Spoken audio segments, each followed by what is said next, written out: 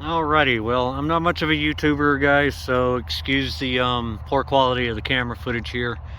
A friend of mine requested a video on the Eno Housefly setup that I use when I stealth camp. I consider it a good all-around anywhere you go kind of a setup. You can set it up on the ground as a tent, or you can set it up out of the trees in a hammock.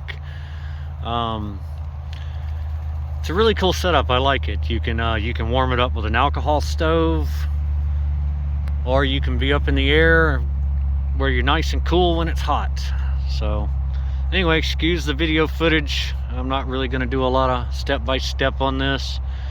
I'm just going to set it up and let you guys watch.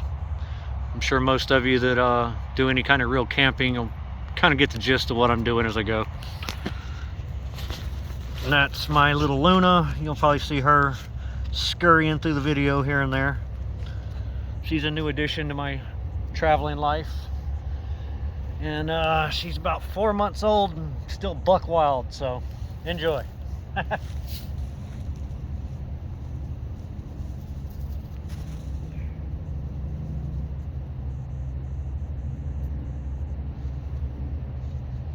said I'm not gonna do a lot of talking and that kind of thing, but I do want to say that generally when it's cold, I set it up like I'm about to. I'll start out with the fly. That way I can get it as close to the ground as possible, keep airflow from coming under it, and then I'll set my hammock inside it at the right height. That way I don't have to do a lot of guesswork and moving it up and down.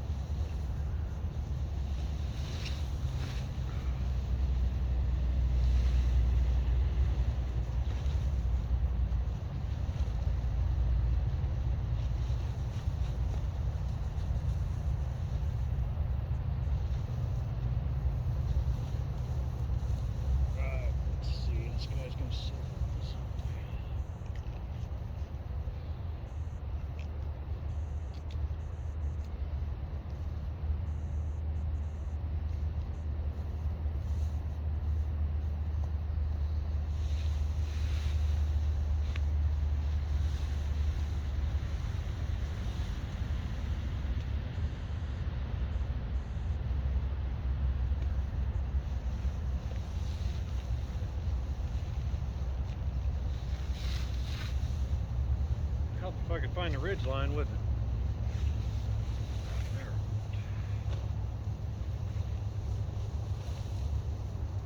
We may not have enough room here.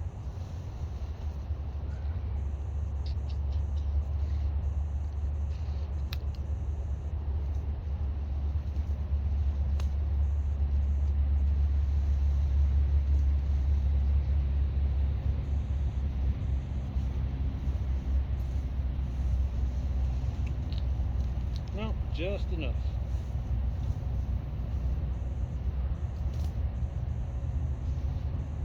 I'm a little OCD, so excuse me. Got to get it perfectly centered.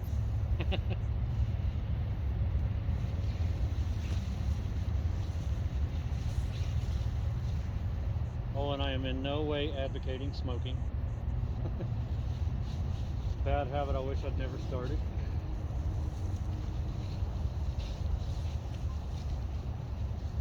See if I can get these lines untangled a little bit here. A lot of people tie these up. As they break down, I think it just takes too much time. It's usually pretty easy to untangle them once I go setting up.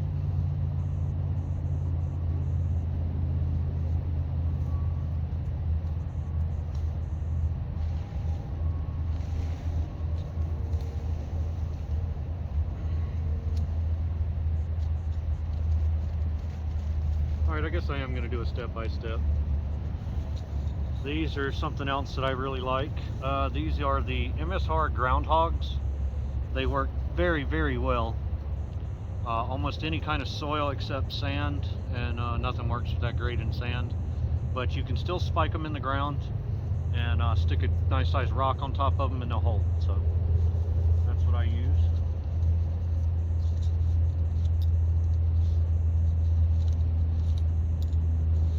Oh, another great thing about them, they're very good aircraft aluminum, very tough stuff. So even in some of the hardest, rockiest ground, you can hammer these suckers in and not not bend them up. 4 of these stakes that I have here, I have had for 10 years.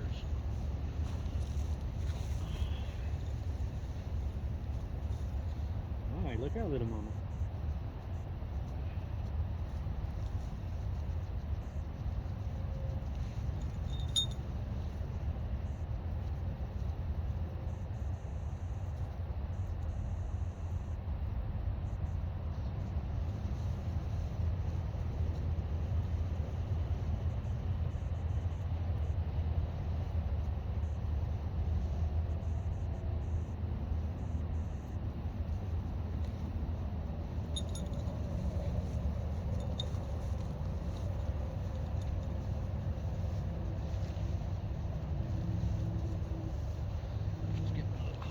Here out of the way.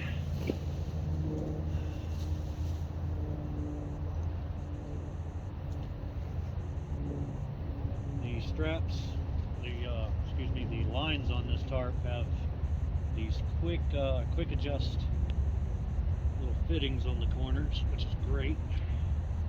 It'll take a bunch of time, and I spend a bunch of time tying them and that kind of thing.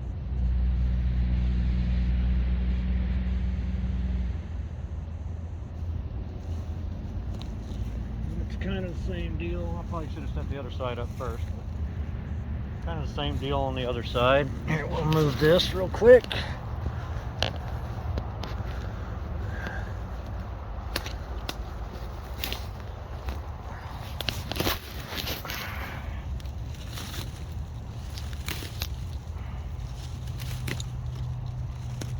Should be able to get a little view here. Alright, hopefully there's not too much junk in the way.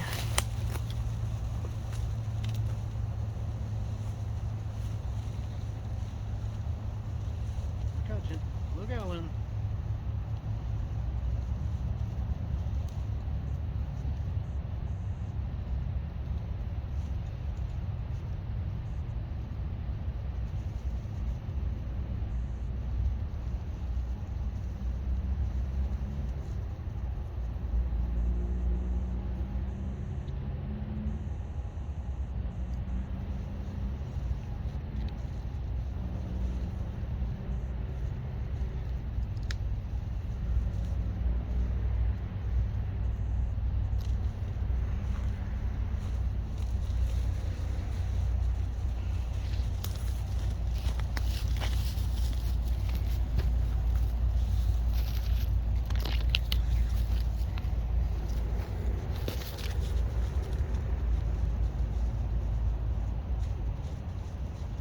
What you doing, little mama?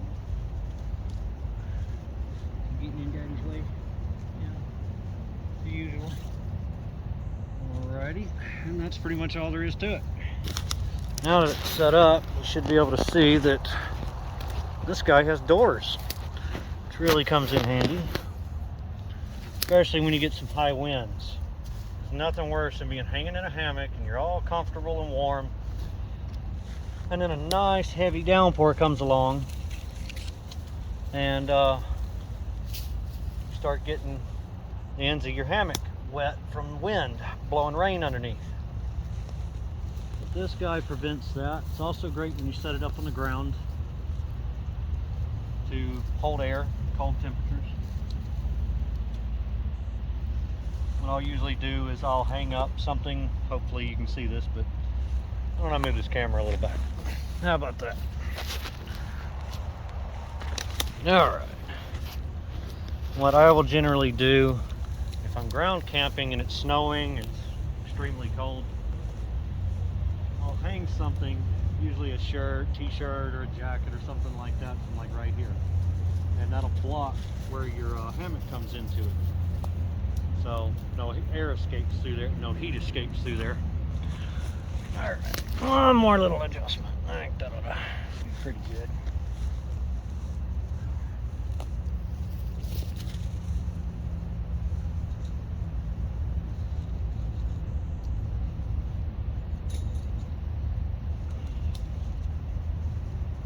What you doing?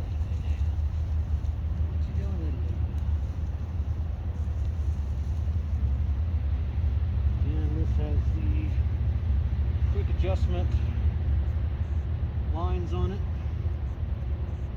All you do is hook it over your stake and pull the cord. And there you go. Very easy, very simple. No tying, no adjusting. Loop on your end, run your stake through it. Spike it into the dirt here. And give the line a pull.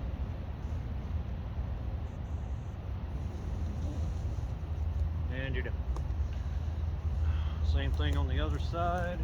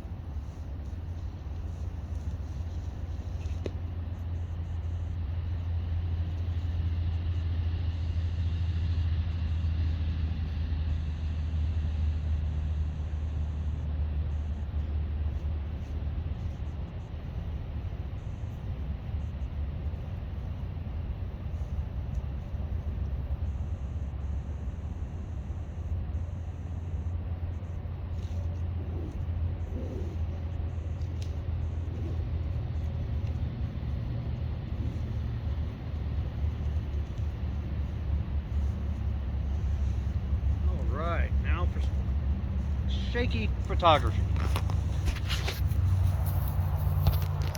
Now, as you can see, you got your doors here. You got a little quick release here. You can pop it open, and this is what you've got inside. There's enough room in here for 2 good-sized men to sleep very comfortably without being on top of one another. You could probably squeeze, I don't know, maybe 4 if you laid crossways through there. And that's your setup. And I will come back here in a minute and show you the process for hanging your little hammock underneath, since that's what I'm going to do today.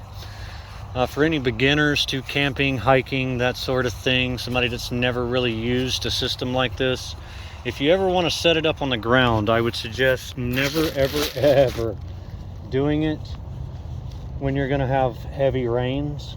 It's great for snow, and it's great for cold, windy nights, but you don't want to set it up on the ground as a ground tent, simply because, just like the problems you probably had with a tent at least once in your life, it will flood underneath it and you will get hosed. So, oh yeah, and we have these nice little clips here to hold your doors open if you want to get a breeze through there on a hot night. All right, now let's see if I can find a camera angle for you guys to watch. I know this is a very candid video, excuse it, but what can I say? I'm old school. I'm not big into photography, editing videos, so you are just getting the straight candid today.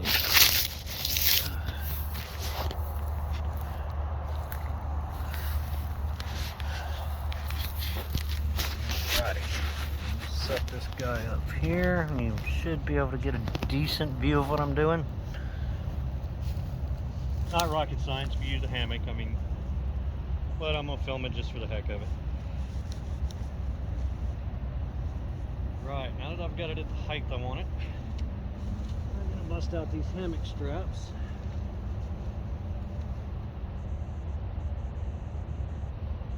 I like the Atlas series, the XLs. I use the extra large simply because sometimes you just can't find trees that close together.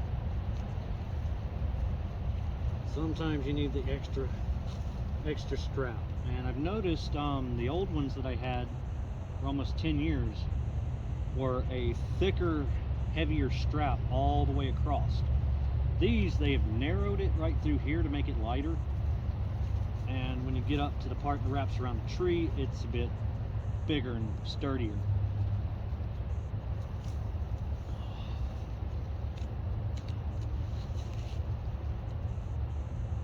And you're going to end up with these straps this close together on a small tree. You end up having to kind of wrap it multiple times. I know all you ultralighters are out there just cringing, just foaming at the mouth to tell me how horrible these straps are. But they have their pros and their cons. I am not a firm believer in ultralighting. I do like to go as light as possible, as long as it is still practical for all situations. And I'll spare you the story, but my first attempt on the Appalachian Trail, I was green, and I mean green. I had never done any hiking. It was kind of a spur of the moment thing. It was just the right time, and I was going through some life changes, and I had the free time, so I said, what the heck. Well, I made a few mistakes. I went ultralight for one, which is fine if you're going to go on a weekend hike, maybe a week-long hike. But if you're going to spend 4.5 months in the woods, ultralight gear will not last, and it will fail on you at some point. And if you're very lucky, it'll fail on you at a time when it's not going to cost you your life. I've never been a lucky person. I went with an ultralight setup, like I said, phone stock. I had no pack cover, trying to save those grams. Well, I lined my bag with a garbage bag. Okay, it's effective, unless of course you rip it. I also sent my winter gear home at the earliest opportunity that I thought it was safe to do so, and it was not safe to do so. I sent it back one cold snap too soon. And coming across Klingman's Dome, the temperature dropped to right around freezing during the day, around 15 at night, and it rained and sleeted and snowed back and forth for 3 straight days. Well, on the third day, my bag, the garbage bag I'd lined my pack with, ripped. And I had goose down sleeping bag. Well, if you know anything about goose down, you know it is absolutely worthless if it gets wet. Well, mine got wet. I had nothing but shorts and a t-shirt. I was soaked from head to toe, which was not that big of a deal during the day when I was pumping out 25 miles a day. I was keeping my core temp up. I was fine. It actually felt pretty good. And that third night, when I stopped to camp for the night,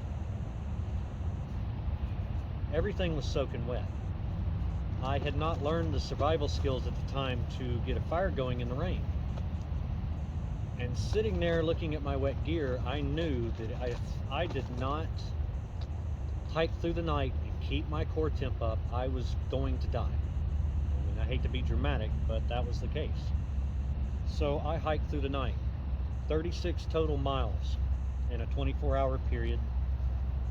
Well, in the middle of the night, I was so exhausted that I stepped on a wet, icy log, and my foot went right out from under me, and I rolled down a very steep decline into a tree, and I broke 3 ribs. I broke my right foot. I busted both of my knees, both my elbows. I broke 2 fingers. I was pretty messed up. And laying there, I knew that if I did not get up, if I waited for help, it was probably 2 a.m., 3 a.m. I knew if I laid there and waited for help to come when the sun come up, hikers started coming through, that, well, there wasn't going to be anybody left alive to call for help. Stop, sweetheart. Go play. So I crawled my behind back up to the top of the cliff and got up to the trail. My hiking poles were busted. Luckily, I kept one thing that was unneeded weight, a machete, and I was able to find the perfect tree limb to make myself a crutch, and one hiking staff. And I hobbled about another 5 or 6 miles till the sun came up and I made it to a road crossing right as the sun came up, and I was able to hitchhike into Gatlinburg, Tennessee. Trying to cut those grams, trying to save every ounce possible. I almost died for it. So I do not advocate ultralight gear, synthetics. They get wet, and yes, they're a little heavier, they don't compress as well, but they do stay warm even wet. You can wring them out, you can get in it, and it will warm up. They can be hung up to dry very easily.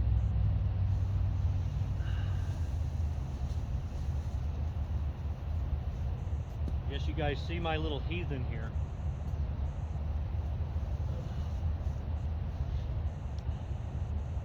Alright, so back to our setup. We're almost done.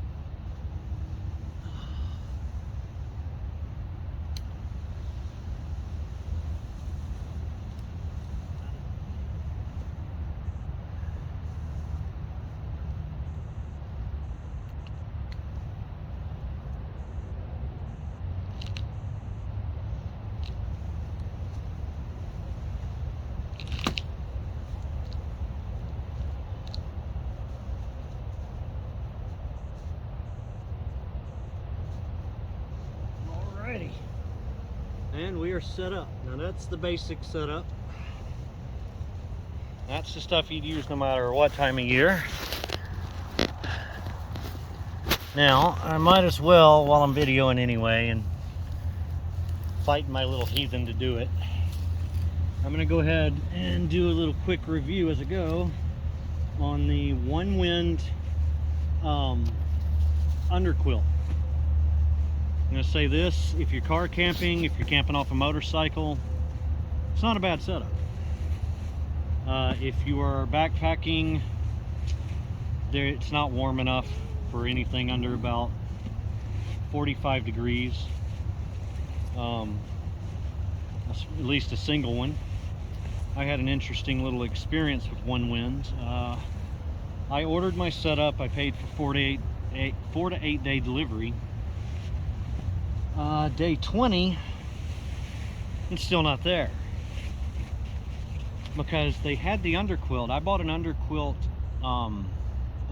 and blanket combo set from them, and they had the underquilt at their local facility, their local warehouse in the US, but they did not have the blanket.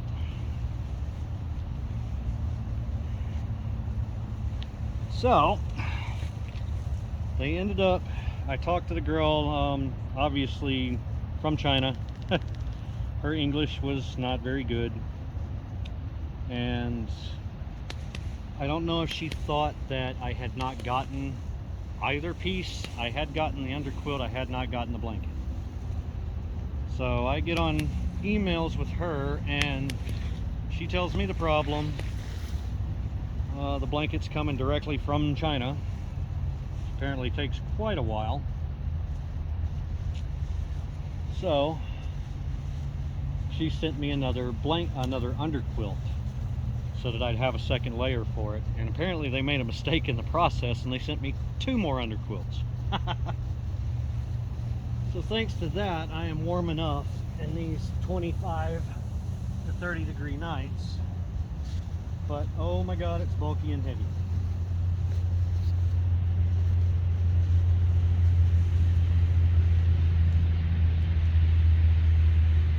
one thing I do recommend going with goose down on is your under quilt. But only if you're using a tarp with these doors, so that it cannot get wet.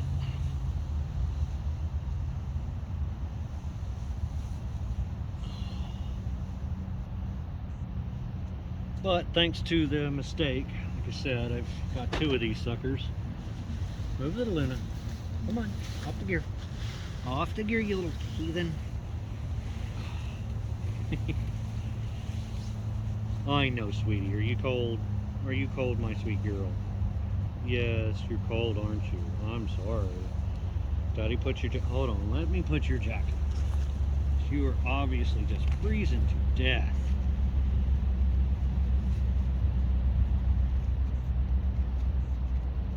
All right. Here you go. All right, go play.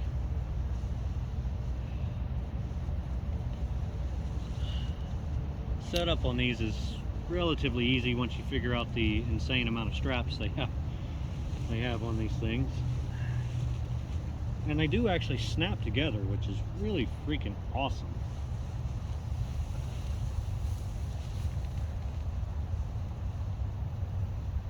This means no air gets in between them, so you lose no heat.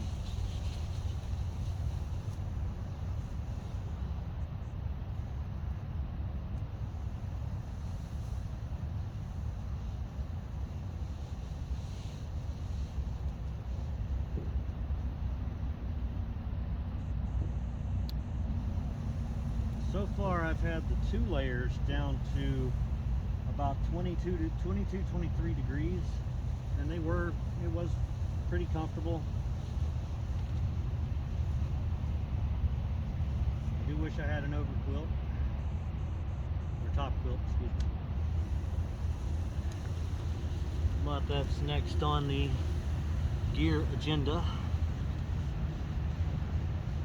The only issue I really have with staying warm is my feet do get cold occasionally, which a top quilt does away with that problem. But as you can see, I'm walking down the line here, snapping this sucker together, or these 2 together, should I say.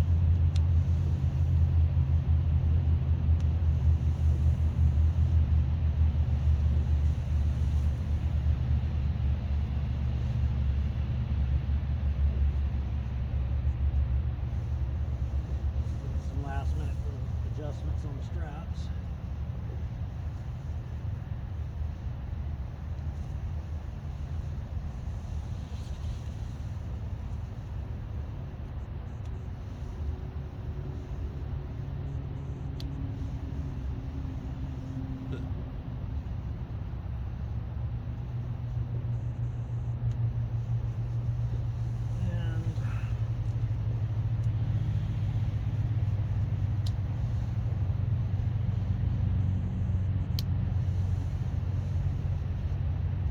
Oh, and the coloration for all this stuff is just perfect for stealth camping.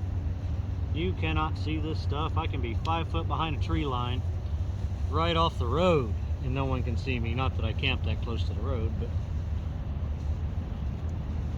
there are occasionally, when you stealth camp as you travel, there's occasionally the need to be that close to the road.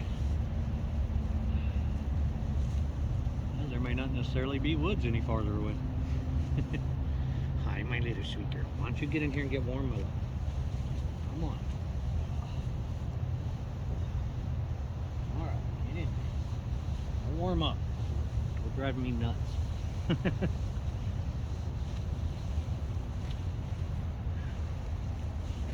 And here's the 3rd that they gave me. I'm guessing by mistake. Just fine by me.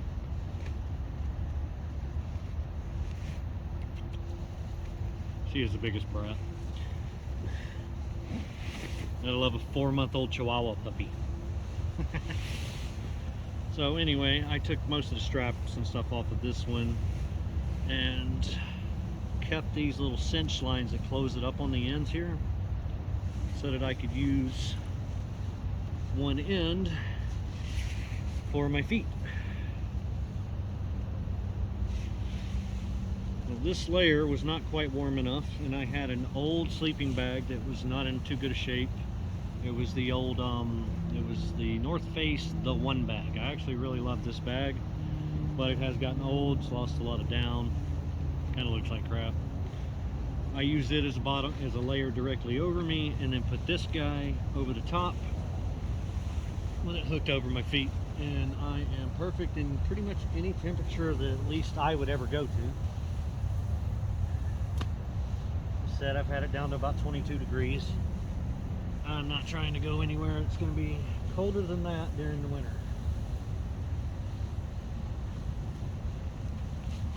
Alrighty. And there you have it. This is my little setup. I freaking love it. It is a pretty awesome little deal for stealth camping. The green's perfect. Like I said, it hides in the woods very well. And alrighty, well, guess that's about it. And excuse the babbling.